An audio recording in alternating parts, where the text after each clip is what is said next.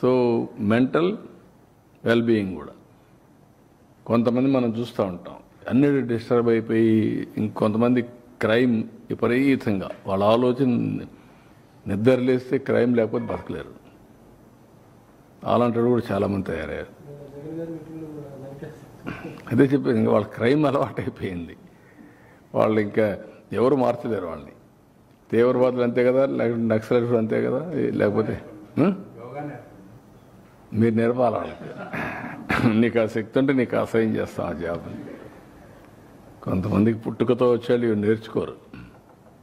కొంతమంది కొన్ని చేస్తూ ఉంటారు, కొంతమంది చేయరు. వాళ్ళకి అదంటేనే వాళ్ళకు, అందుకే అది జరగకుండా చేయడానికి ఏం చేయాలో అవి చేస్తారు. ఇప్పుడు ఉదాహరణకు అందరూ యోగా చేస్తున్నారు అనుకోండి, రాష్ట్రం అంతా పాజిటివ్గా వచ్చారు. వీళ్ళు మాత్రం దాన్ని చెడగొట్టడానికి ఏం చేయాలో వైలెన్స్ క్రియేట్ చేయాలి, డైవర్ట్ చేయాలి public attention. That is their art or their intentions. అందుకే క్రిమినల్స్ ఎప్పుడు కూడా క్రిమినల్ బ్రెయిన్సే పనిచేస్తూనే ఉంటాయి. వాళ్ళకు నరికేస్తాం, చంపేస్తాం, రఫ్ ఆడతాం,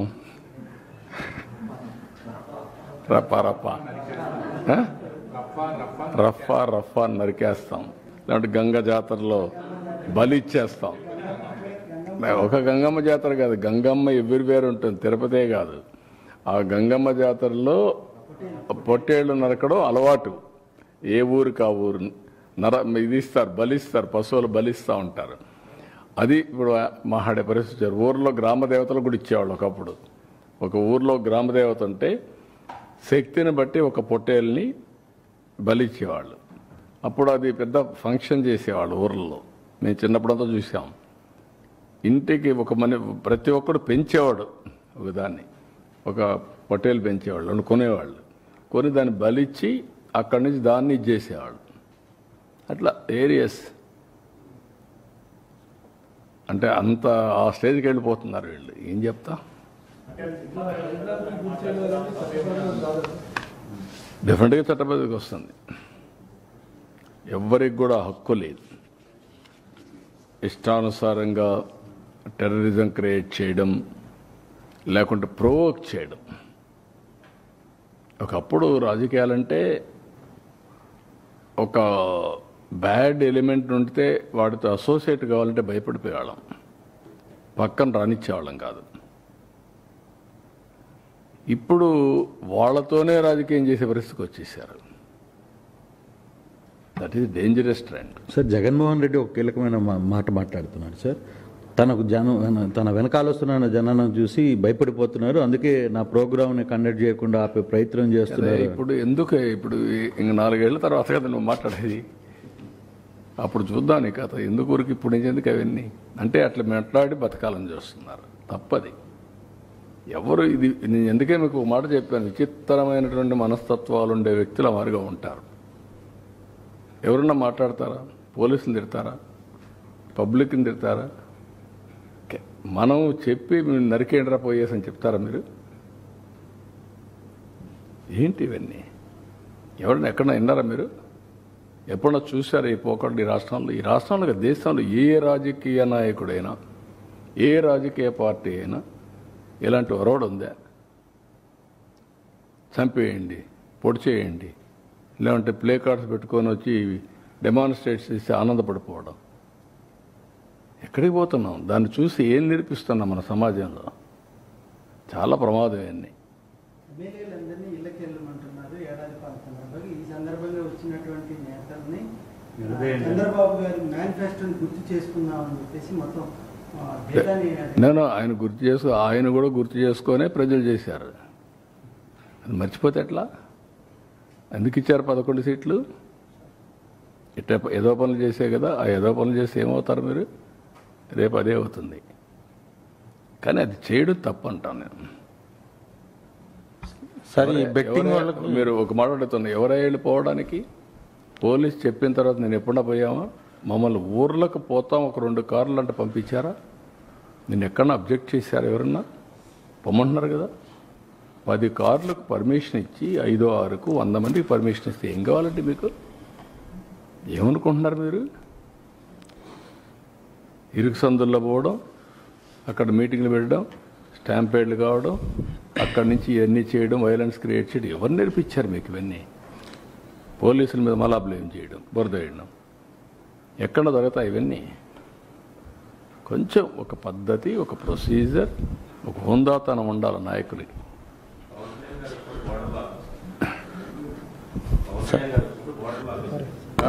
సార్ అరెస్టులు కూడా విషయం. సార్ అరెస్టులు బెట్టింగ్ వాళ్ళకి విగ్రహాలు కట్టడం. సీరియస్ గా జగన్మోహన్ రెడ్డి ఒక మాట చెప్పిన ఉద్దేశపూర్వకంగానే కొంతమందిని పేర్లు సెలెక్ట్ చేసుకుని అరెస్ట్ చేస్తున్నారు అనేది జగన్మోహన్ రెడ్డి ఎందుకు చేస్తారండి? చట్టం దాని ప్రకారం అది పనిచేస్తుంది. ఉద్దేశపూర్వకంగా ఎందుకు చేస్తారు? ఎందుకు చేయాలి? సార్ మీకు అందరికీ తెలియదా శాండీ ఏం జరిగిందో? తెలియదా మీకు లిక్కర్లో ఏం జరిగిందని?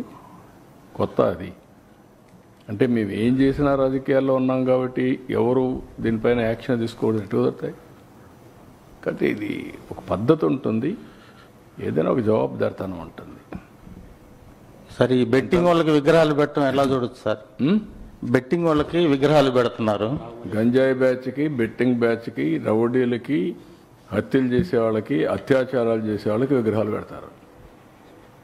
అందుకే మీరు ఒకసారి చరిత్రలో కూడా మీరు చూస్తే రాజకీయాలు మారిన తర్వాత ఇప్పుడు కొత్త బ్యాచ్ కొత్త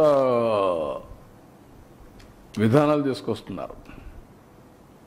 వాళ్లే హీరోస్గా, ఇటు రౌడీజం చేసేవాళ్ళు హీరోలు, ఊర్లో భయభ్రాంతులు చేసేవాళ్ళు హీరోలు, లా అండ్ ఆర్డర్ మెయింటైన్ చేసేవాళ్ళు చేతకాని వాళ్ళు అనే పరిస్థితి తీసుకొస్తున్నారు. బెట్టింగ్ కట్టడం తప్పు కదండి. గంజాయి రాష్ట్రంలో ఎట్టుందండి ఒకప్పుడు?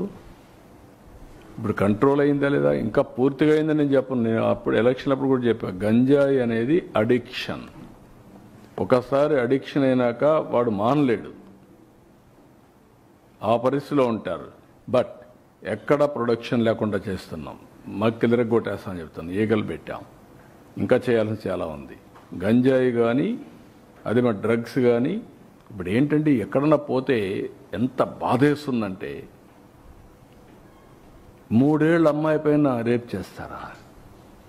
అరే హ్యూమన్ బీయింగ్, నీ మైండ్ అంత ఖరాబ్ అయినాక నీ మైండ్ ఎట్ట బాగు చేస్తామండి? నేను అడుగుతున్నా.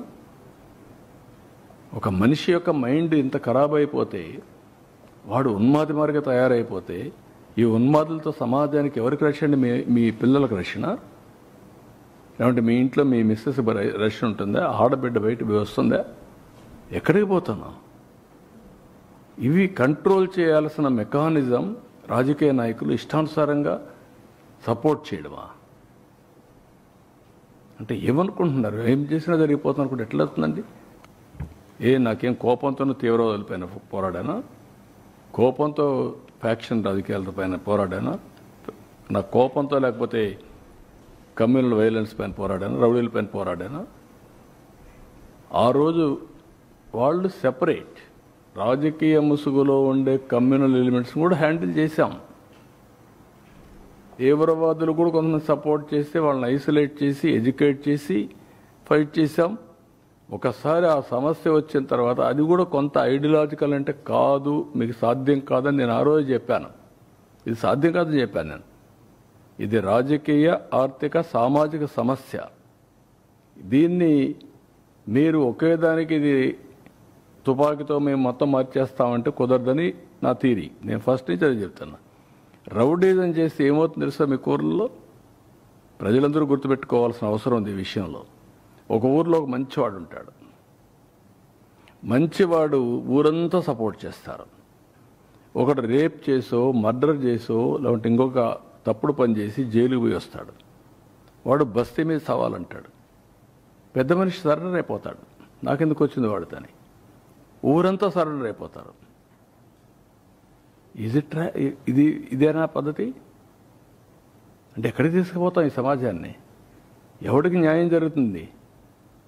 ఒక రౌడీ శాసించే పరిస్థితులు ఒక ఊర్లో వస్తే మీరందరూ ఆలోచిస్తారా? చాలాసార్లు చెప్తా ఉంటాను నేను. మీ అమ్మాయికి పెళ్లి చేయాలంటే ఎంతమంది చూస్తారా? ఎన్ని తరాలు చూస్తారా మీరు? ఒక నాయకుడిని చూడరా? I'm asking. మీ భవిష్యత్తుని తీర్చిదిద్దే నాయకుడు మాత్రం మీరు చూడరు. మీ ఇంట్లో ఒక అమ్మాయిని తెచ్చుకోవాలన్నా, ఒక అమ్మాయిని ఇవ్వాలన్నా 7 తరాలు చూస్తారు, 10